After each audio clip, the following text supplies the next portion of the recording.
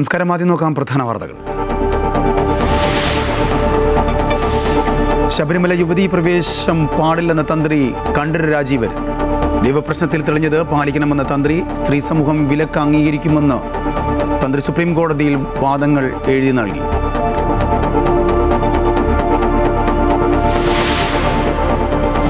Palakkad CPM BJP ഡീലെന്ന് ആവർത്തിച്ച് VD Satheesan. സ്ഥാനാർത്ഥി പട്ടിക നോക്കിയാൽ ഡീൽ വ്യക്തമെന്ന് KC വേണുഗോപാൽ.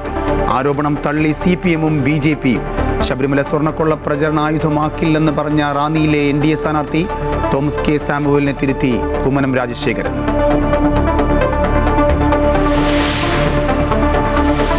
തന്നെ പിണറായി ചെറ്റ എന്ന് വിളിച്ചതിൽ അഭിമാനം മാത്രമെന്ന് G. സുധാകരന്റെ മറുപടി. ചെറ്റ അടിസ്ഥാന വർഗത്തിന്റെ പുരയാണെന്നും G. സുധാകരൻ. ധർമ്മടത്ത് CPM-ലെ ആര് നിന്നാലും വിജയിക്കുമെന്നും G. സുധാകരൻ. മുൻ MLA കാരാട്ട് റസാഖ് ഇടതുബന്ധം അവസാനിപ്പിച്ച് വീണ്ടും ലീഗിൽ. CPM വിട്ട ഏരിയ കമ്മിറ്റി അംഗം അഡ്വക്കേറ്റ് സ്മിത സുന്ദരേശൻ വർക്കലയിൽ BJP സ്ഥാനാർത്ഥി.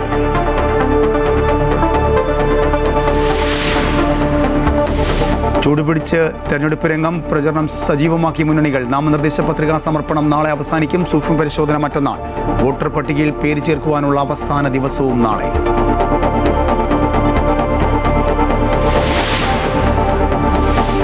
ശത്രുരാജ്യത്തിന്റെ ഒരു F-15 യുദ്ധവിമാനം കൂടി വെടിവെച്ചിട്ടെന്ന അവകാശവാദവുമായി ഇറാൻ. യുദ്ധവിമാനം ഹോർമുസ് കടലിടുക്കിൽ തകർന്നു വീണെന്നും ഇറാനിയൻ മാധ്യമങ്ങൾ. ഖത്തറിൽ സൈനിക ഹെലികോപ്റ്റർ തകർന്ന 6 മരണം. സാങ്കേതിക തകരാറെന്ന് ഖത്തർ പ്രതിരോധ മന്ത്രാലയം.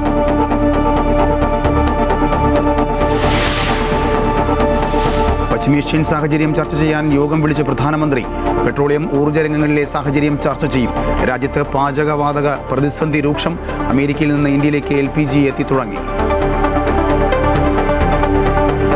ശബരിമലയിൽ യുവതീ പ്രവേശനത്തിനുള്ള വിലക്ക് തുടരണമെന്ന് തന്ത്രി കണ്ഠര് രാജീവര്. സുപ്രീം കോടതിയിൽ എഴുതി നൽകിയ വാദത്തിലാണ് തന്ത്രി ഇക്കാര്യം അറിയിച്ചത്.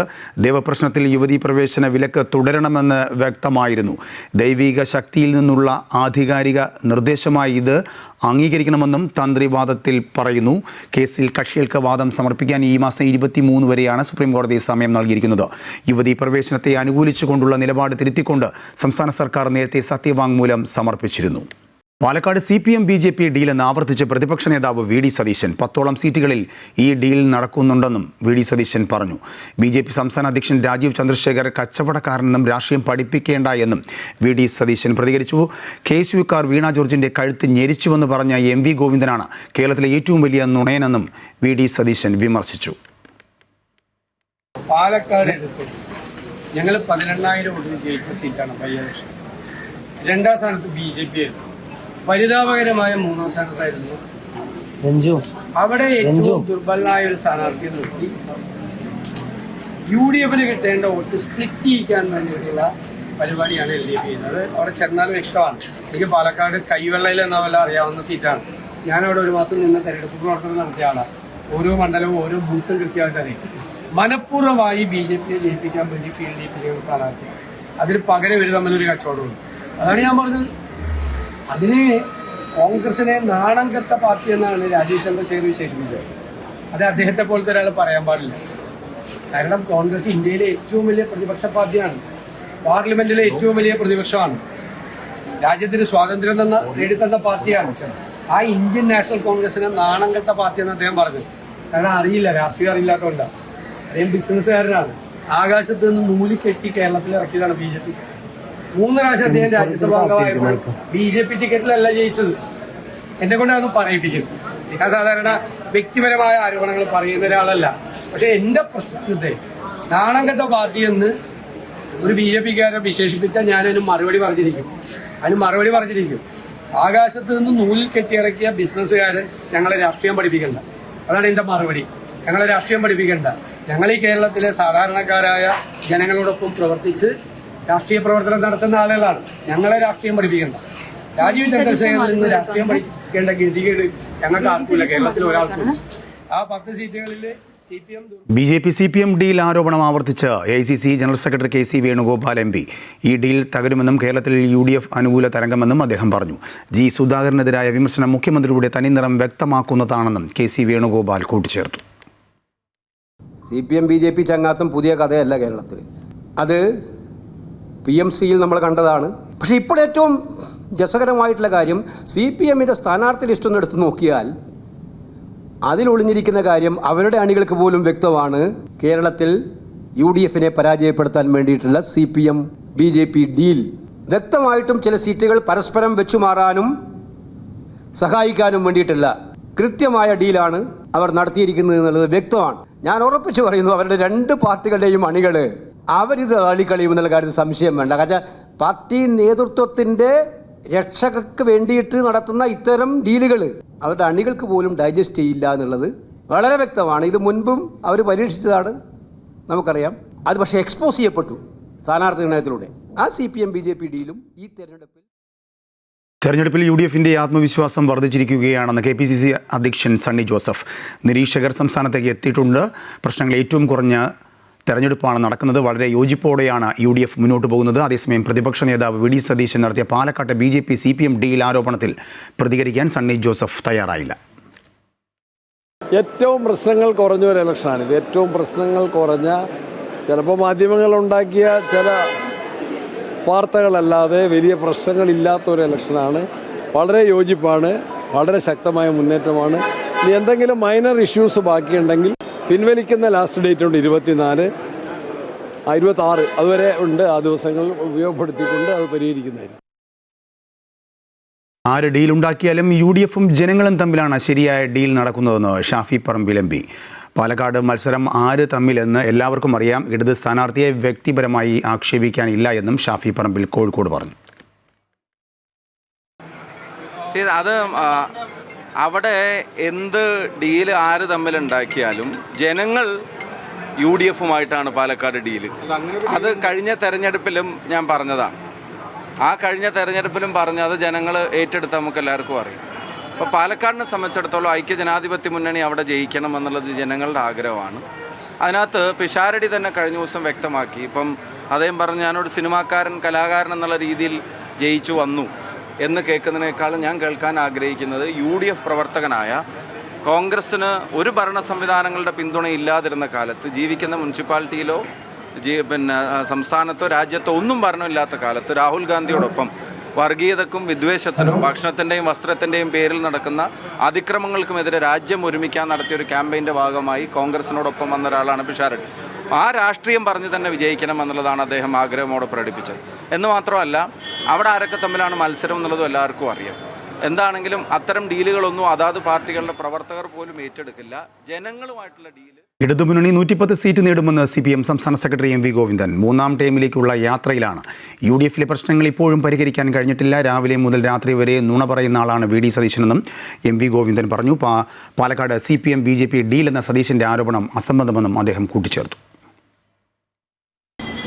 കഴിഞ്ഞ പ്രാവശ്യത്തെ തെരഞ്ഞെടുപ്പിൽ 2ാം ടേമാണ് നമ്മൾ അധികാരത്തിലേക്ക് വന്നത്. അതൊരു പുതിയ ചരിത്രമായിരുന്നു. ഇപ്പോഴും 3ാം ടേമിലേക്കുള്ള യാത്രയാണ്. സഖാവ് AKജിയുടെ സ്മരണ ഇരമ്പുന്ന ഈ കേരളത്തിൽ ഞങ്ങൾക്ക് അഭിമാനത്തോടെ പറയാനാവും, 3ാം ടേമിലേക്ക് കേരളത്തിലെ ഇടതുപക്ഷ ജനാധിപത്യ മുന്നണിയുടെ ഭരണ സംവിധാനം നീങ്ങാൻ പോവുകയാണ്. ആ ഒരു ജനവിധിയാണ് ജനങ്ങൾ കേരളത്തിൽ ഇടതുപക്ഷ ജനാധിപത്യ മുന്നണിക്ക് അനുകൂലമായിട്ട് എഴുതാൻ പോകുന്നത് എന്ന് ഇപ്പോഴെല്ലാവരും സമ്മതിച്ചിരിക്കുക. അവർക്ക് ഈ കേരളത്തെ സംബന്ധിച്ച് പാലക്കാട് BJP-CPM ഡീൽ എന്ന VD സതീശൻ്റെ പരാമർശം അസംബന്ധമെന്ന് EP ജയരാജൻ. ഇടതുപക്ഷ പ്രസ്ഥാനങ്ങളാണ് വർഗീയതയോട് ഏറ്റുമുട്ടിക്കൊണ്ടിരിക്കുന്നതെന്ന് കേരളത്തിലെ ജനങ്ങൾക്ക് അറിയാമെന്നും അദ്ദേഹം കൂട്ടിച്ചേർത്തു. വിജയ സാധ്യതയെ മങ്ങലേൽപ്പിക്കാൻ മനഃപൂർവ്വം നടത്തുന്ന ആരോപണങ്ങളാണെന്നും അദ്ദേഹം പറഞ്ഞു. അതിന് അസംബന്ധമാണ്.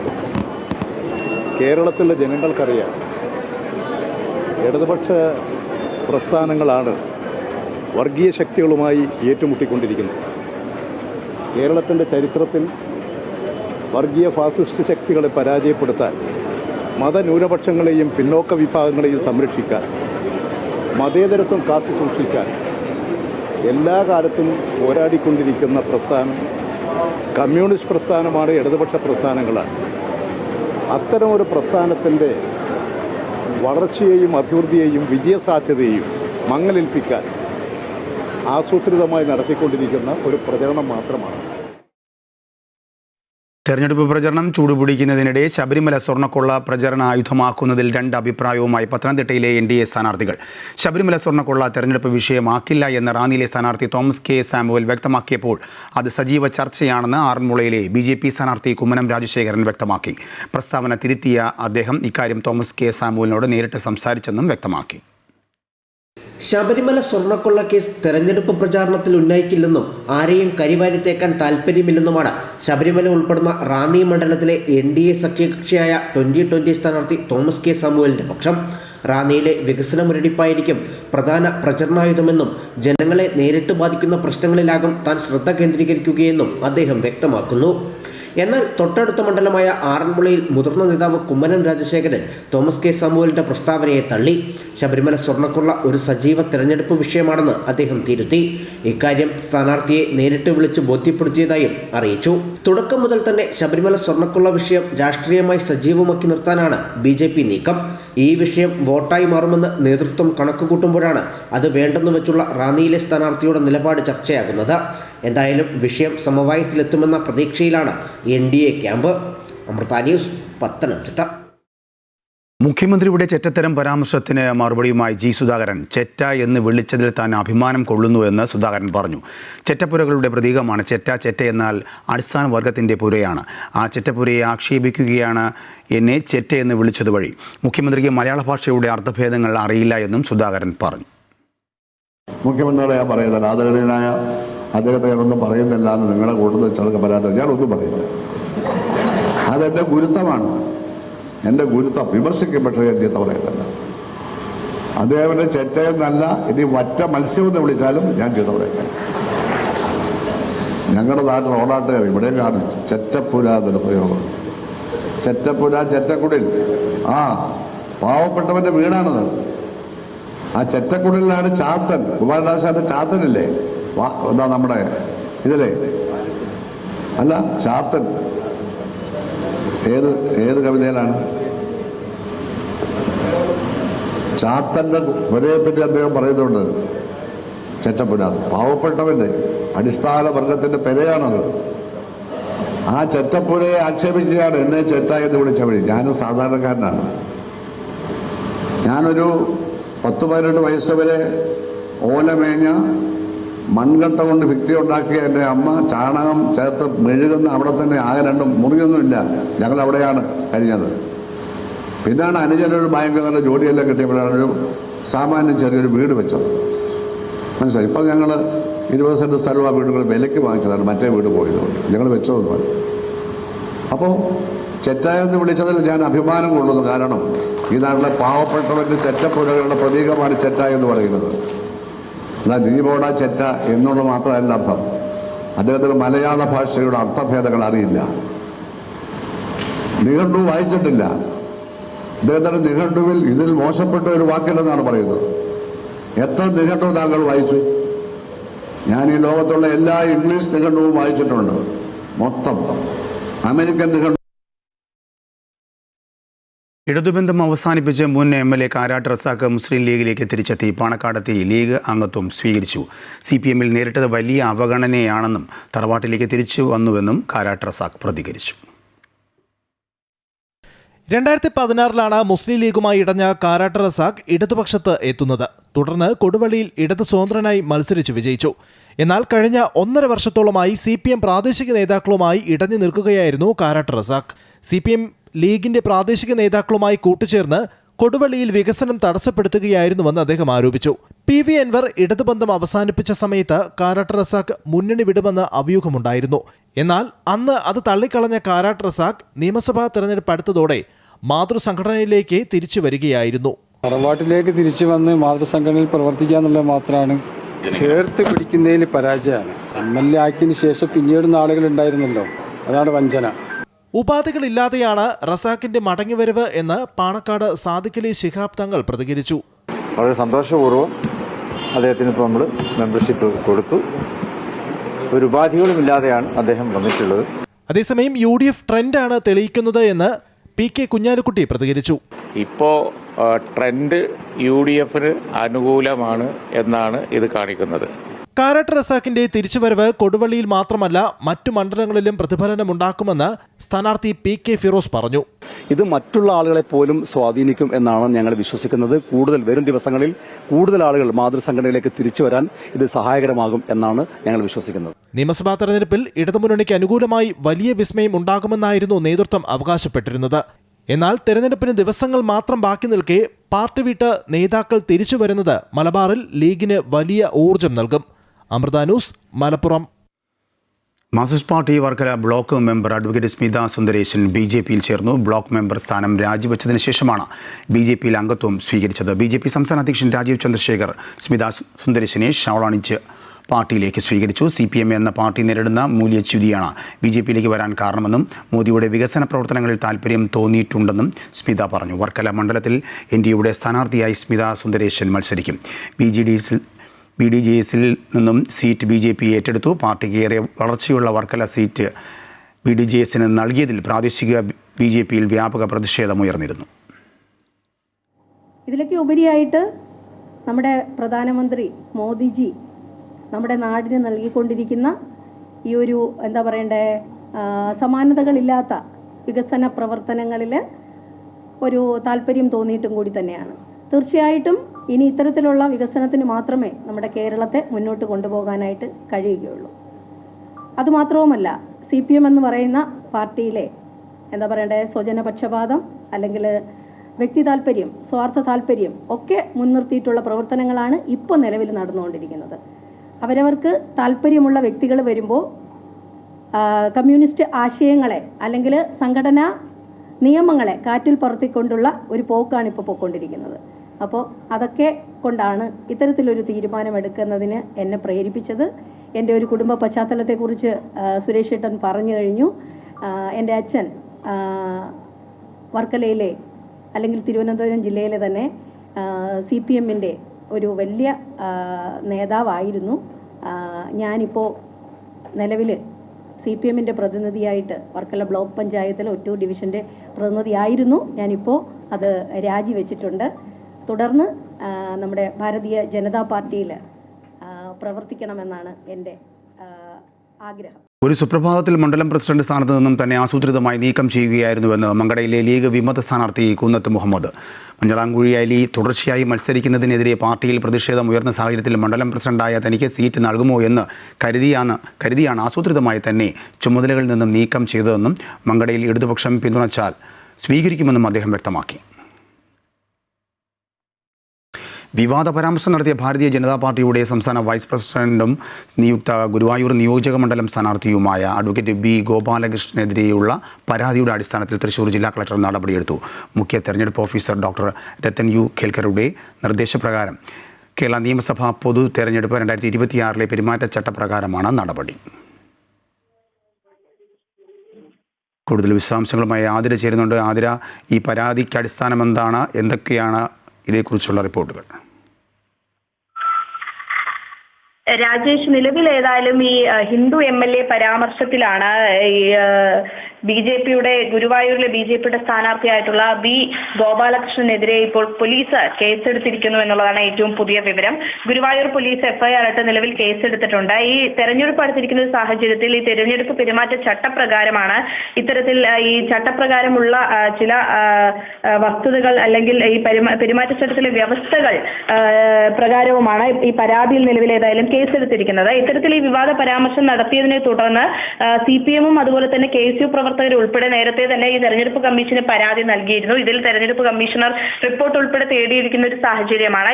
ഇതിൽ ഈ മുഖ്യ തെരഞ്ഞെടുപ്പ് ഓഫീസറായിട്ടുള്ള ഡോക്ടർ രത്തൻ U ഖേൽക്കറുടെ നിർദ്ദേശപ്രകാരമാണ് തൃശൂർ ജില്ലാ കളക്ടർ ഇപ്പോൾ നടപടിയെടുത്തിരിക്കുന്നത്. ഇതിൽ പ്രധാനമായും ഈ ജനപ്രാതിനിധ്യ നിയമം 1951 123/3 വകുപ്പ് പ്രകാരമാണ് നിലവിലേതായാലും ഈ വ്യവസ്ഥകൾ പ്രകാരം കേസെടുക്കാൻ നിർദ്ദേശിച്ചിട്ടുള്ളത്. ഇതിൽ ഈ പുറത്തു വന്ന വീഡിയോയിൽ വോട്ട് നേടുന്നതിനായി ജാതി അല്ലെങ്കിൽ സാമുദായിക വികാരങ്ങൾ ഉപയോഗിച്ച് അഭ്യർത്ഥിക്കാൻ പാടില്ല. പള്ളികൾ, ക്ഷേത്രങ്ങൾ അല്ലെങ്കിൽ മറ്റ് ആരാധനാലയങ്ങൾ എന്നിവ തെരഞ്ഞെടുപ്പ് പ്രചരണത്തിനായുള്ള വേദിയായി ഉപയോഗിക്കരുത് തുടങ്ങിയിട്ടുള്ള ഈ മാതൃകാ പെരുമാറ്റച്ചട്ടത്തിലെ വ്യവസ്ഥകൾ ലംഘിക്കപ്പെട്ടിട്ടുണ്ട് എന്ന് കണ്ടെത്തിയിട്ടുണ്ട്.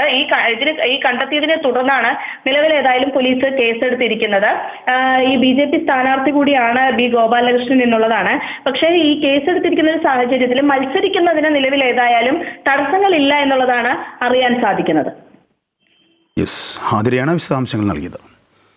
സംസ്ഥാനത്ത് തെരഞ്ഞെടുപ്പ് ചിത്രം തെളിഞ്ഞതോടെ പ്രചാരണം സജീവമാക്കി മുന്നണികൾ. നാമനിർദ്ദേശ പത്രികാ സമർപ്പണം നാളെ അവസാനിക്കും. പത്രികകളുടെ സൂക്ഷ്മ പരിശോധന മറ്റന്നാളാണ്. വോട്ടർ പട്ടികയിൽ പേര് ചേർക്കുവാനുള്ള അവസാന ദിവസവും നാളെയാണ്. മാർച്ച് 15-ന് തെരഞ്ഞെടുപ്പ് പ്രഖ്യാപിച്ചതിന് ശേഷം 6 ദിവസം മാത്രമാണ് സ്ഥാനാർത്ഥികൾക്ക് പത്രികാ സമർപ്പണത്തിന് ലഭിച്ചത്. തിങ്കളാഴ്ചയാണ് പത്രികാ സമർപ്പണത്തിനുള്ള അവസാന തീയതി. വ്യാഴാഴ്ച സൂക്ഷ്മ പരിശോധന നടക്കും. വോട്ടർ പട്ടികയിൽ ഇതുവരെ പേര് ചേർത്തിട്ടില്ലാത്തവർക്ക് പേര് ചേർക്കുന്നതിനുള്ള അവസാന തീയതിയും നാളെയാണ്. അതേസമയം സ്ഥാനാർത്ഥി പ്രഖ്യാപനം പൂർത്തിയാക്കിയ 3 മുന്നണികളും പ്രചരണത്തിലും സജീവമാണ്. വളരെ ആവേശത്തോടെ UDF മുന്നോട്ട് പോവുകയാണെന്ന് KPCC പ്രസിഡന്റ് സണ്ണി ജോസഫ് പറഞ്ഞു. ചൂട് കൂടുന്നവർ കൂടിക്കൊണ്ടിരിക്കുകയാണ്. ആൽമോസ്റ്റ് വളരെ ആവേശത്തോടെ മുന്നേറുകയാണ്. തിരുവനന്തപുരം ജില്ലയിലെ എല്ലാ മണ്ഡലങ്ങളിലും BJP ജയം നേടുമെന്ന് BJP സ്ഥാനാർത്ഥി കരമന ജയനും പ്രതികരിച്ചു. അപ്പോൾ അതുകൊണ്ട് നമ്മുടെ ജനപിന്തുണയെ നമുക്ക് സംശയമില്ല. കോർപ്പറേഷൻ ഭരണം പിടിച്ചു. ഒരു വലിയ ചരിത്ര വിജയമാണ് BJPക്ക് ജനങ്ങൾ സമ്മാനിച്ചത്. അതിൻ്റെ തുടർച്ച നിയമസഭാ തെരഞ്ഞെടുപ്പിൽ ഉണ്ടാകുമെന്നുള്ളത് ഞങ്ങൾക്ക് ഉറപ്പായ കാര്യമാണ്. രാവിലെ അമ്പലങ്ങളിലും പള്ളികളിലും കേന്ദ്രീകരിച്ചായിരുന്നു സ്ഥാനാർത്ഥികളുടെ പ്രചാരണ പരിപാടികൾ. തുടർന്ന് ഗൃഹസമ്പർക്ക പരിപാടികളും നടന്നു. ഉച്ചയ്ക്ക് ശേഷമാണ് സ്ഥാനാർത്ഥികളുടെ വാഹന പ്രചരണ ജാഥകൾ. രാത്രിയിൽ നടക്കുന്ന കുടുംബയോഗങ്ങളിലും സ്ഥാനാർത്ഥികൾ പങ്കെടുക്കും. അമൃത ന്യൂസ്, തിരുവനന്തപുരം. പശ്ചിമേഷ്യൻ സംഘർഷവുമായി ബന്ധപ്പെട്ട സാഹചര്യം വിലയിരുത്താൻ ഉന്നതതല യോഗം വിളിച്ച് പ്രധാനമന്ത്രി നരേന്ദ്രമോദി. പ്രധാനപ്പെട്ട വകുപ്പുകളുടെ മന്ത്രിമാരും ഉന്നത ഉദ്യോഗസ്ഥരും പങ്കെടുക്കുന്ന യോഗത്തിൽ സംഘർഷവുമായി ബന്ധപ്പെട്ട് ഇന്ത്യ സ്വീകരിച്ച നിലപാടുകളും ഊർജ്ജ പ്രതിസന്ധിയും ചർച്ചയാകും. പെട്രോളിയം ഉൽപ്പന്നങ്ങളുടെ ലഭ്യതയും വിതരണവും അവലോകനം ചെയ്യും. സംഘർഷത്തെ തുടർന്ന് ആഗോളതലത്തിലെ ഊർജ്ജ പ്രതിസന്ധിയും സംഭവവികാസങ്ങളും ഇന്ത്യ സൂക്ഷ്മമായി നിരീക്ഷിച്ചു വരികയാണ്.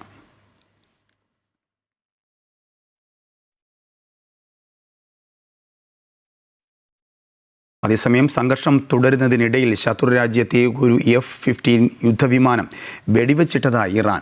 ഹോർമുസ് കടലിടുക്കിന് സമീപം യുദ്ധവിമാനം തടയുകയും തുടർന്ന് മിസൈൽ ഉപയോഗിച്ച് തകർത്തതായും ഇറാൻ മാധ്യമങ്ങൾ റിപ്പോർട്ട് ചെയ്യുന്നു. വ്യോമ പ്രതിരോധ സേനയുടെ കരവ്യോമ സംവിധാനങ്ങൾ ഉപയോഗിച്ചാണ് ആധുനിക F-15 യുദ്ധവിമാനം ഇറാൻ ആക്രമിച്ചതെന്നാണ് അവകാശവാദം. ഒരു വീഡിയോയും ഇറാനിയൻ മാധ്യമങ്ങൾ പുറത്തുവിട്ടിട്ടുണ്ട്. അതേസമയം വിമാന നിർമ്മാണ രാജ്യമായ US-ൽ നിന്നോ മിഡിൽ ഈസ്റ്റിലെ സഖ്യകക്ഷിയിൽ നിന്നോ സ്ഥിരീകരണമൊന്നും ഇതുവരെയില്ല. US-ന് പുറമെ സൗദി അറേബ്യ, ഇസ്രായേൽ, ഖത്തർ എന്നിവ ഉൾപ്പെടെ മറ്റ് മിഡിൽ ഈസ്റ്റ് രാജ്യങ്ങൾക്ക് F-15 വിമാനങ്ങളുണ്ട്. ഖത്തറിൽ സൈനിക ഹെലികോപ്റ്റർ തകർന്നു വീണ് 6 മരണം. ഹെലികോപ്റ്ററിൽ ഉണ്ടായിരുന്ന 7 പേരിൽ 6 പേരുടെ മൃതദേഹങ്ങൾ തിരച്ചിലിൽ കണ്ടെത്തി. 6 പേരുടെ മരണമാണ് വാർത്താക്കുറിപ്പിൽ സ്ഥിരീകരിച്ചത്. വിവിധ സുരക്ഷാ വിഭാഗങ്ങൾ സംയുക്തമായാണ് തെരച്ചിൽ നടത്തിയത്. കാണാതായ 7ാമത്തെ ആൾക്ക് വേണ്ടി തെരച്ചിൽ തുടരുകയാണ്. സാങ്കേതിക കാരണം മൂലമാണ് അപകടമെന്നാണ് വിശദീകരണം. ഖത്തറിലെ പ്രതിരോധ മന്ത്രാലയവും ആഭ്യന്തര മന്ത്രാലയവും ഇക്കാര്യം സ്ഥിരീകരിച്ചിരുന്നു. സാധാരണ ഡ്യൂട്ടിക്കിടയിൽ ഉണ്ടായ സാങ്കേതിക തകരാറാണ് അപകടത്തിന് കാരണമെന്നാണ് പ്രാഥമിക വിവരം.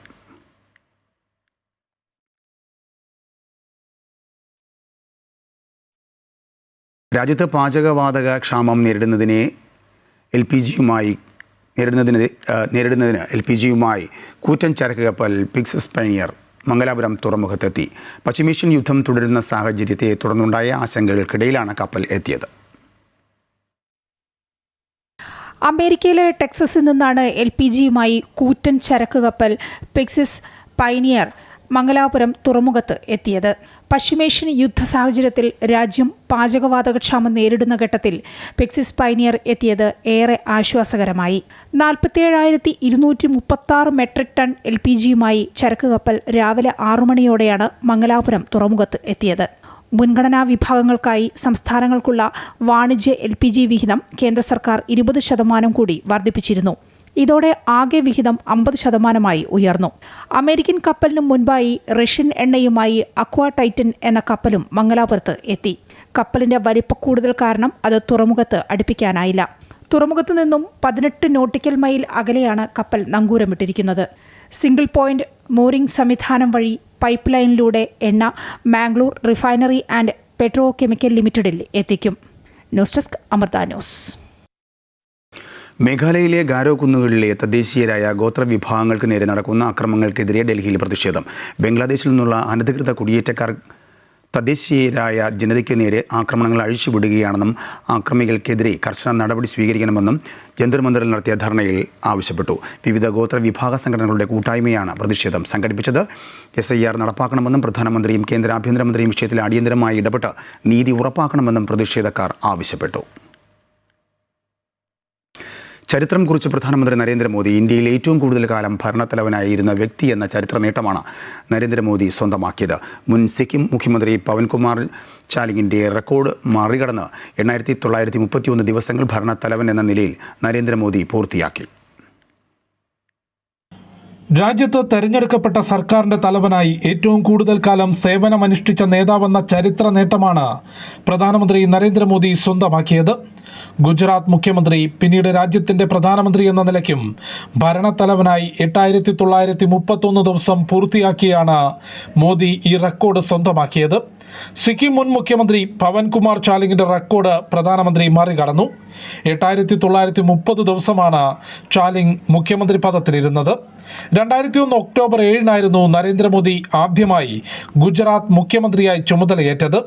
13 വർഷത്തിലേറെ ഗുജറാത്തിന്റെ മുഖ്യമന്ത്രി പദവിയിൽ അദ്ദേഹം തുടർന്നു. 2014 മെയ് 26 ഇന്ത്യയുടെ 14ാമത് പ്രധാനമന്ത്രിയായി സത്യപ്രതിജ്ഞ ചെയ്ത് ചുമതലയേറ്റു. അവധിയില്ലാതെ രാജ്യത്തിനായി സേവനമനുഷ്ഠിച്ച് റെക്കോർഡ് കരസ്ഥമാക്കിയ പ്രധാനമന്ത്രിക്ക് പ്രതിരോധ മന്ത്രി രാജ്നാഥ് സിംഗ്, ആഭ്യന്തരമന്ത്രി അമിത്ഷാ തുടങ്ങി നിരവധി നേതാക്കൾ ആശംസകൾ അറിയിച്ചു. ഗുജറാത്തിൽ ഏറ്റവും കൂടുതൽ കാലം മുഖ്യമന്ത്രിയായിരുന്ന റെക്കോർഡും 2 തവണ കാലാവധി പൂർത്തിയാക്കി തുടർച്ചയായി 3ാം തവണ ഭരണത്തിലേറുന്ന ആദ്യ കോൺഗ്രസ് ഇതര പ്രധാനമന്ത്രി എന്ന റെക്കോർഡും നരേന്ദ്രമോദിയുടെ പേരിലാണ്. അമൃത ന്യൂസ്, ന്യൂഡൽഹി. മഞ്ചേശ്വരം നിയോജക മണ്ഡലത്തിൽ മുസ്ലിം ലീഗിനെ വെല്ലുവിളി ഉയർത്തി SDPI സ്ഥാനാർത്ഥിയെ പ്രഖ്യാപിച്ചു. SDPI ജില്ലാ കമ്മിറ്റി അംഗം KM അഷ്റഫാണ് സ്ഥാനാർത്ഥി. കഴിഞ്ഞ തവണ മഞ്ചേശ്വരം മണ്ഡലത്തിൽ UDFനെ പിന്തുണച്ച SDPI നേതൃത്വത്തിന് 10,000-ന് മുകളിൽ വോട്ടുകളുണ്ട്. 745 വോട്ടുകൾക്കായിരുന്നു നിലവിലെ MLA KM അഷ്റഫിൻ്റെ ജയം. വിവരങ്ങളുമായി അനൂപ് നീലേശ്വരം ചേരുന്നു. അനൂപ്, കഴിഞ്ഞ തവണത്തെ ട്രെൻഡല്ല ഇപ്പോഴത്തെ ട്രെൻഡ്. ഇപ്പോൾ സാഹചര്യത്തിൽ SDPIക്ക് അവിടെ വേരോട്ടമുണ്ടോ? അത് UDFനെ ഏതെങ്കിലും തരത്തിൽ ബാധിക്കുമോ?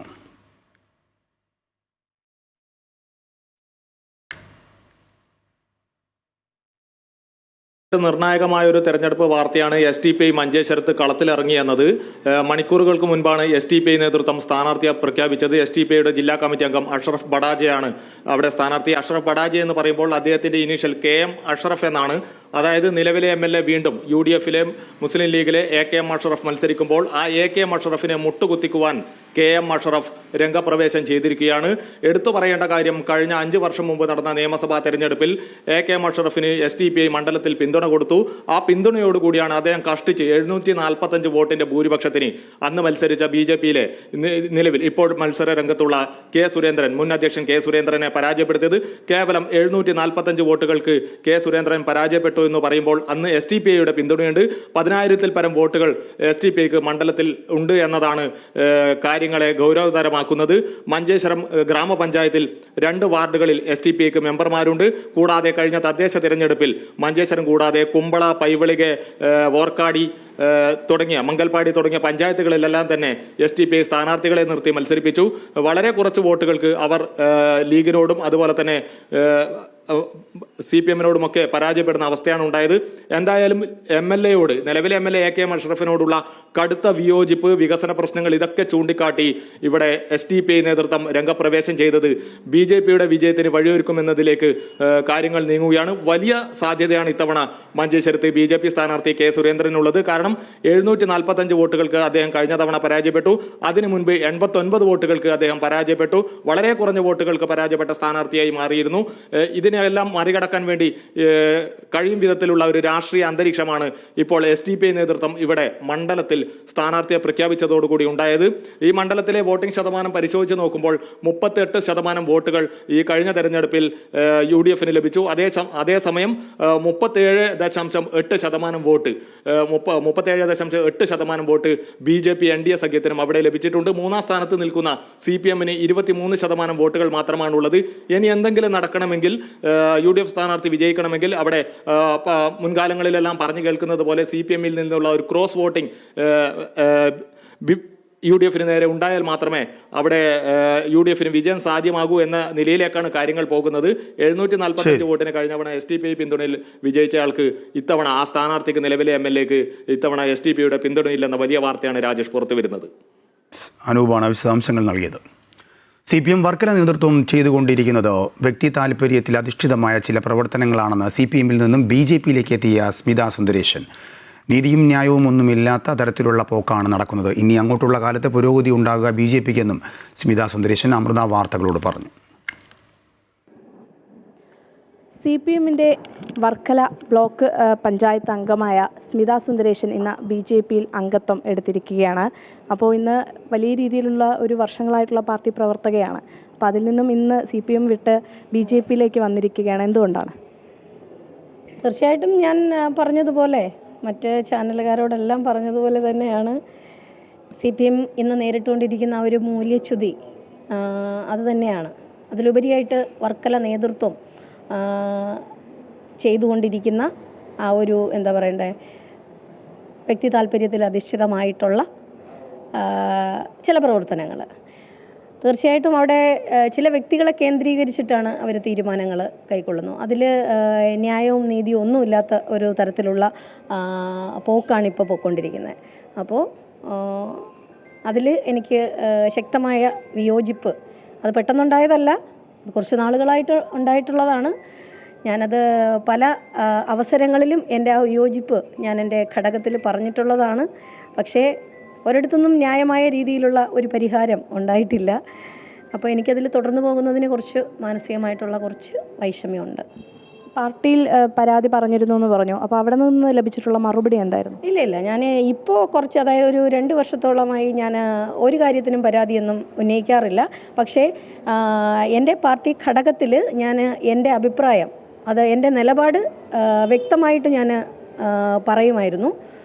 അതേ ഉള്ളൂ. അല്ല, തുടക്കത്തിൽ ഞാൻ ഒത്തിരി പരാതികൾ ഞാൻ ഉന്നയിച്ചിട്ടുണ്ട്. പക്ഷേ അതിനൊന്നും ന്യായമായിട്ടോ അല്ലെങ്കിൽ അതിൻ്റേതായ രീതിയിലുള്ളൊരു പരിഗണന കിട്ടിയിട്ടുണ്ടായിരുന്നില്ല. ഈ CPMൽ നിന്ന് BJPയിലേക്ക് എന്ന് പറയുമ്പോൾ ആശയപരമായിട്ട് 2 ധ്രുവങ്ങളിലുള്ള പാർട്ടികളാണ്. എന്തുകൊണ്ടാണ് BJP തിരഞ്ഞെടുക്കാൻ കാരണം? തീർച്ചയായിട്ടും ആശയപരമായിട്ട് 2 ധ്രുവങ്ങളിൽ തന്നെയാണ്. പക്ഷേ ഇന്നത്തെ ഒരു സാഹചര്യത്തിൽ അല്ലെങ്കിൽ ഇന്നത്തെ ഒരു രീതിയിൽ തീർച്ചയായിട്ടും ഭാരതീയ ജനതാ പാർട്ടിക്ക് ആണ് ഇനി അങ്ങോട്ടുള്ള കാലത്ത് ഒരു പുരോഗതി ഉണ്ടാകുക. വികസനങ്ങൾ നോക്കിയാലും അല്ലെങ്കിൽ യുവാക്കളുടെ കാര്യങ്ങളെടുത്താലും വിദ്യാഭ്യാസ മേഖല എടുത്താലും ഒക്കെ നമുക്കതാണ് മനസ്സിലാവുന്നത്. തീർച്ചയായിട്ടും അത് തന്നെയാണ്. ഈ വർക്കലയിൽ സ്ഥാനാർത്ഥിയാക്കാത്തതിനെ തുടർന്നാണ് ഇത്തരത്തിലൊരു തീരുമാനത്തിലേക്ക് എത്തിയത് എന്നുള്ളതാണ്? ഒരിക്കലുമില്ല. അങ്ങനെ ഒരു അപ്രോച്ച് ഞാൻ ആരോടും നടത്തിയിട്ടില്ല. അവിടെ ഇപ്പോഴത്തെ LDFൻ്റെ സ്ഥാനാർത്ഥി അഡ്വക്കേറ്റ് V. ജോയി, അദ്ദേഹത്തിൻ്റെ പേര് വരുന്നതിന് മുമ്പ് തന്നെ മറ്റു ഒട്ടനവധി ആൾക്കാരുടെ പേരുകൾ നമ്മളിങ്ങനെ സോഷ്യൽ മീഡിയയിലൂടെയൊക്കെ കണ്ടതാണ്. അതിലൊന്നും തന്നെ എൻ്റെ പേരുണ്ടായിട്ടില്ല. പലരും ചെയ്യുന്നത് പോലുള്ള PR വർക്കൊന്നും ഞാൻ ചെയ്തിട്ടില്ല. ഒന്നും എൻ്റെ പേര് എങ്ങും വന്നിട്ടില്ല. ഞാൻ ഒരിക്കലും വർക്കലയിലെ ഒരു സ്ഥാനാർത്ഥിത്വത്തിന് വേണ്ടിയിട്ട് ആരോടും ഞാൻ ആവശ്യപ്പെട്ടിട്ടില്ല. ഇതൊന്നും ചെയ്തിട്ടില്ല. ഈ വർക്കലയിൽ NDAയുടെ സ്ഥാനാർത്ഥിയായി താങ്കളെയാണ് പരിഗണിക്കുന്നത് എന്നുള്ളൊരു വാർത്തയുണ്ട്. അതിനെക്കുറിച്ച് എനിക്കിപ്പോൾ അറിയില്ല. ഞാനിപ്പോൾ ഭാരതീയ ജനതാ പാർട്ടിയിൽ അംഗത്വം എടുത്തിട്ടുണ്ട്. അതുമാത്രമാണ് എനിക്കറിയാവുന്നത്. ഏത് രീതിയിലുള്ള പ്രവർത്തനങ്ങളായിരിക്കും ഇനി ഉണ്ടാകുക? എന്തായാലും നല്ല രീതിയിലുള്ള പ്രവർത്തനങ്ങളുമായിട്ട് BJPയായിട്ട് സഹകരിച്ച് മുന്നോട്ട് പോകും. തീർച്ചയായിട്ടും അത്തരത്തിൽ തന്നെയാണ് BJPയുമായി ഇനി തുടർന്ന് മുന്നോട്ട് പോകുക, വികസിത കേരളം എന്ന കാഴ്ചപ്പാടിലൂന്നി പ്രവർത്തിക്കുക എന്ന് തന്നെയാണ് സ്മിത സുന്ദരേശൻ പറയുന്നത്. ക്യാമറാമാൻ സുനിൽ മുണ്ടോത്തിനൊപ്പം ആതിര രാധാകൃഷ്ണൻ, അമൃത ന്യൂസ്, തിരുവനന്തപുരം.